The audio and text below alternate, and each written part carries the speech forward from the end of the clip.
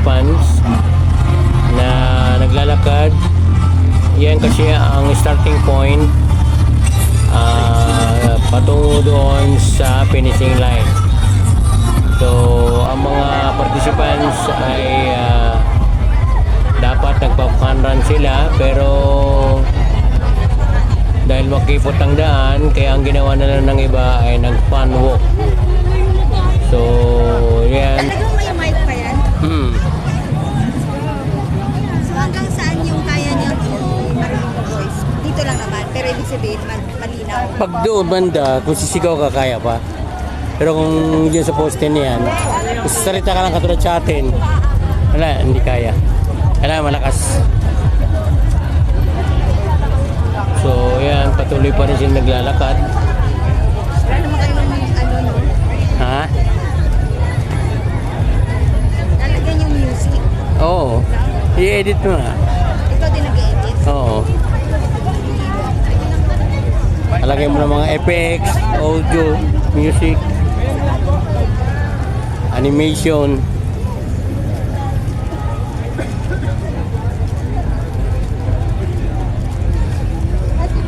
Yan, paliko na yan.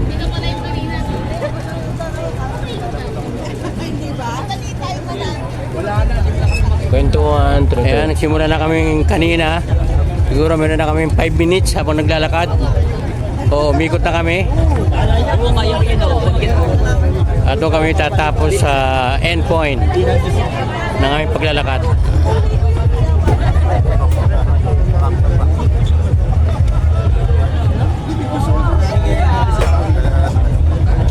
So nakaliko na, unang ikot pa lang. Patuloy pa rin sa paglalakad. So may makikita kayong mga stickers na nakalagay sa likuran to recognize that they are the members of the Church of Christ of Latter-day Saints. So yung makikita mo yung mag-asawa, Lamberte family, naglalakad sila at nakasalami ang kanyang anak, kanyang likuran sa may leeg. So kaya patuloy sila. So nag-a-announce ang nakatoka sa program.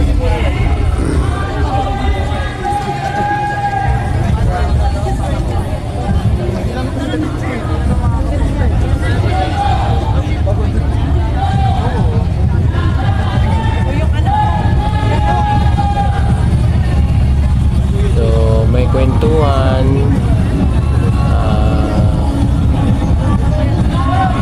yung mga nagsipag-atin ng mga yan ay iba-ibang lugar sa Metro Manila, pero sakop ng Luzon. So mayroong Pasay,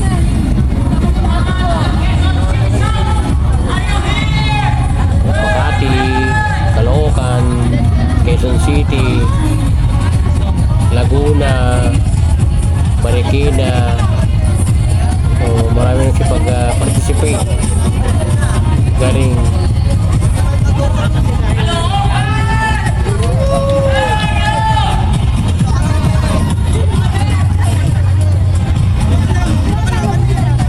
so iba't ibang mga stakes.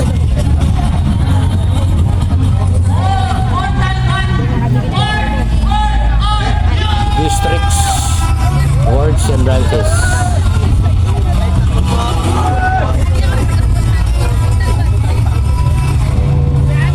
Yan, kanong-kanong nila ang kanilang mga anak na maliliit. So hindi naman pwedeng iwan nila yan. Siyempre bilang magulang, kailangan nilang may turo ang mga programa ng simbahan para pag lumaki sila, alam nila kung saan sila tutungo at alam nila kung ano yung tama at sa mali. Tuloy sila naglalakad.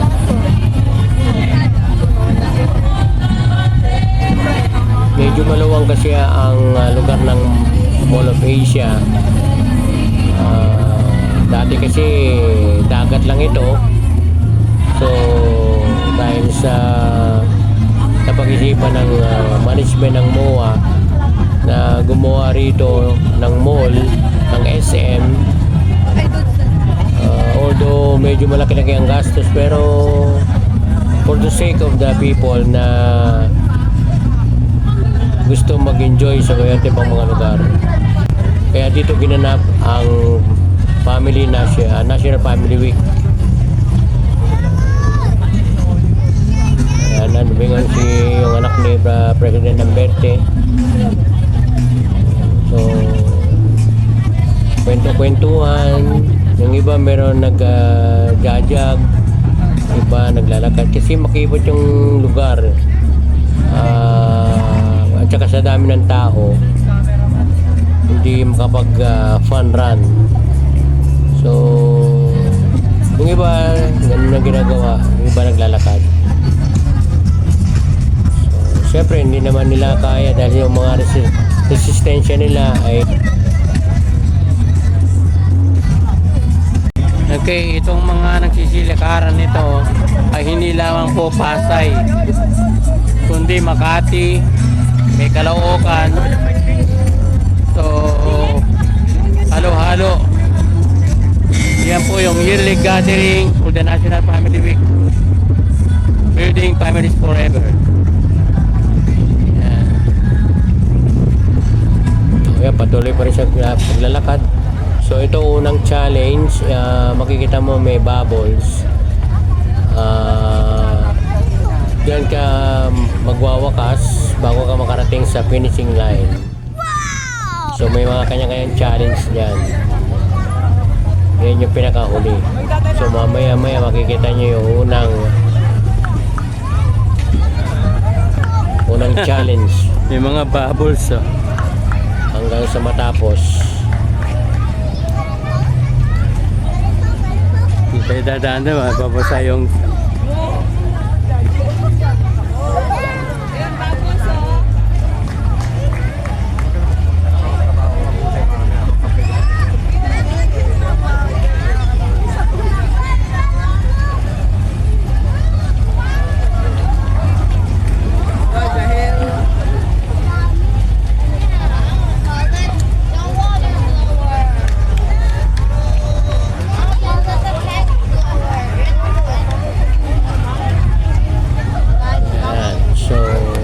kanina medyo kumpul-kumpul ang mga nagsisilikaran. So ito nakaikot na ng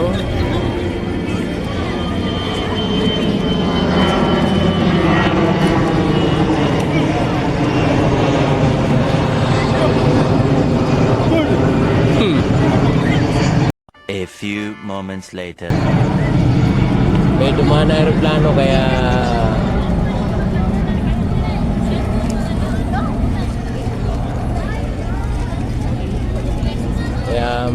maingay. So medyo napagod na si Sir Lamberte o nakakalakad. Nakabewang na. Inikot ko yung aking camera para makita yung mga tao. So yung iba kasi medyo napagod na kaya nagsipag shortcut sila. So syempre hindi naman gaano katindi ang kanilang resistensya kaya pwede naman sila mag shortcut kahit pa paano. Yung iba tuloy-tuloy naman. Kaya sinubaybayan ko sila hanggang sa matapos. So konti na lang dito sa area na to dahil nagsipag shortcut na yung iba.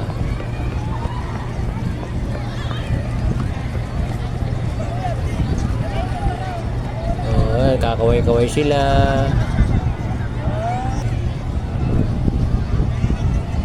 Yan yung unang challenge.